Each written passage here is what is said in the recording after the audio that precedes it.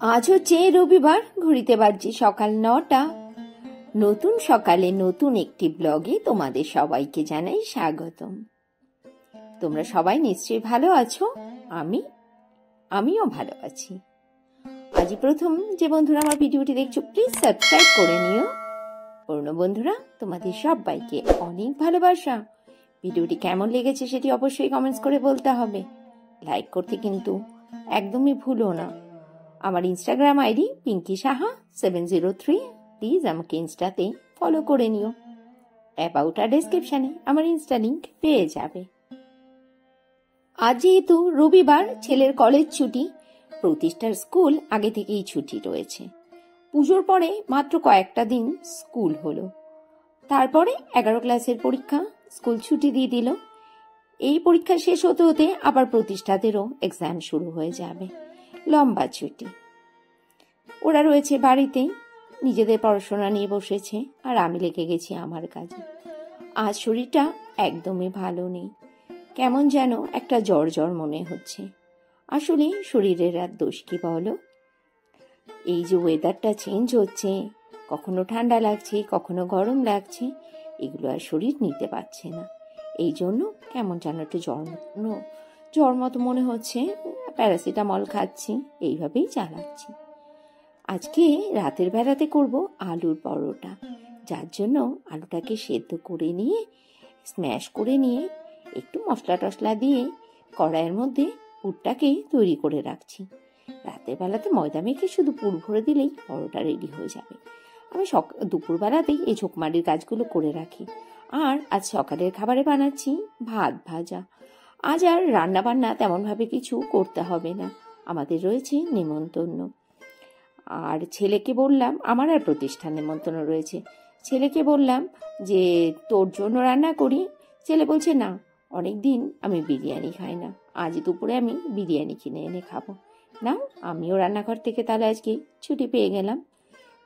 ঘরে আলু পেঁয়াজ আদা রসুনগুলো শেষ হয়ে গেছিল, ছেলেকে দিয়ে সকালবেলাতেই আনালাম। আমি আবার একটু বেশি করে আলু পেঁয়াজটা একবারে এনে রাখি। এগুলো এবার রাখি এখন গুছিয়ে।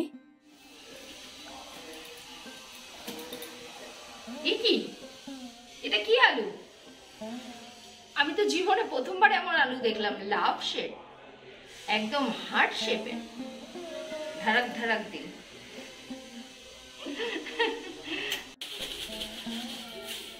বাড়িতে কাঁচা লঙ্কা ছড়াছড়ি, দেখো কত লঙ্কা।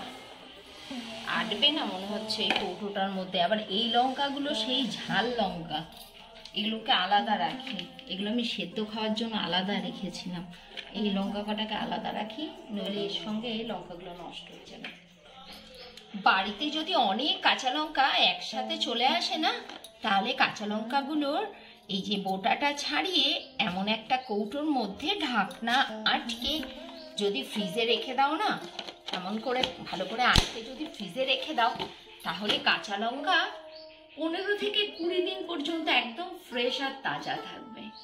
আমি কিন্তু এইভাবে কাঁচা লঙ্কা রেখে দেবো। আমি এই কাঁচা লঙ্কাগুলো অনেক দিন ধরে খাবো। জীবনে প্রথমবার ড্রাগন ফল আমি নিজের হাতে কাটলাম। খেয়েছি এর আগে, খুব একটা ভালো লাগেনি, কিন্তু আজকের ফলটা দেখলাম বেশ ভালোই খেতে, বেশ হালকা মিষ্টি মিষ্টি আছে।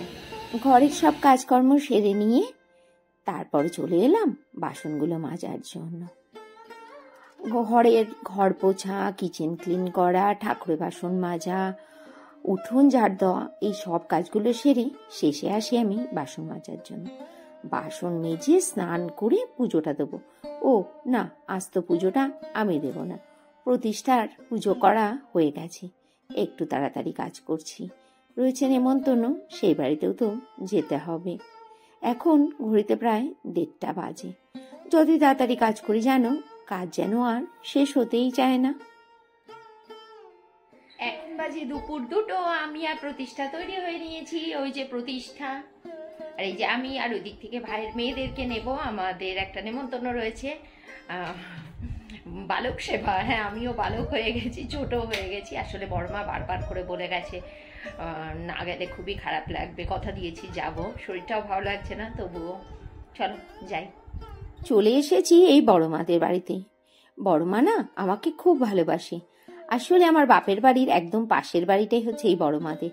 ছোটবেলা থেকে কোলেপিঠে করে এই বড় মার বাড়িতেই মানুষ হয়েছি আমরা। আর মেনুতে রয়েছে ভাত, মিক্সড ডাল, বেগুনি, ফ্রাইড রাইস, আলুর দম, চাটনি, পাঁপড়, মিষ্টি। আর রান্নাগুলো হয়েছিল অসাধারণ খেতে। ছোট ছোট বাচ্চাগুলোকে নিচে বসিয়ে খাওয়ার ব্যবস্থা হয়েছিল, আর আমরা যারা একটু বড় তারা বসেছিলাম চেয়ার টেবিলে। আবার ফেরত চলে এলাম সন্ধেবেলাতে। ভাইয়ের মেয়ের আবার 7টা থেকে পড়া আছে, ওকে আবার খাইয়ে দিয়ে আসলাম পড়তে।